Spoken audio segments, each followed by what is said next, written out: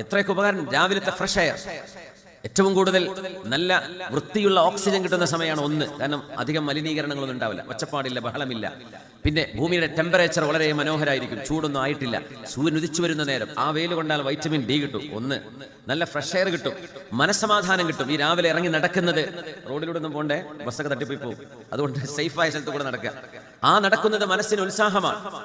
ലോകത്ത് ഉറക്കത്തിൽ heart attack നടക്കുന്നതിന്റെ കണക്കെടുത്തപ്പോൾ ഏറ്റവും കൂടുതൽ സൈലന്റ് അറ്റാക്ക് വന്ന് ഉറക്കത്തിൽ മരിച്ചു പോകുന്നത് രാവിലെ 8 മണിക്കാണ്. നിങ്ങൾ അതിന് കണക്ക് വായിച്ചിട്ടുണ്ടോ എന്നറിയില്ല. രാവിലെ 8 മണിക്കാണ് മനുഷ്യന്മാർ മരിക്കുന്നത്. ഉറക്കത്തിൽ നോൺ സ്റ്റോപ്പ് ഉറങ്ങിയിട്ട് ആളുകൾ ഉറക്കത്തിൽ മരിക്കുന്നതിന്റെ 99% മരണങ്ങളും രാവിലെ 7 മണി 8 മണിക്കുള്ളിലാണ്. അപ്പോൾ അതിനെ സംബന്ധിച്ച് പഠനം നടന്നപ്പോൾ ഒരു വിചിത്രമായ ഒരു കൂട്ടിവായിക്കൽ നടന്നത്, സുബഹി നിസ്കാരത്തിന് എണീക്കുന്ന മുസ്ലിമിനെ സംബന്ധിച്ചിടത്തോളം ഈ ഡേഞ്ചർ ഒഴിവായി കിട്ടും. ആ സമയത്ത് എണീക്കുകയാണ്. നോൺ സ്റ്റോപ്പ് ഉറങ്ങുന്ന ആളുകൾ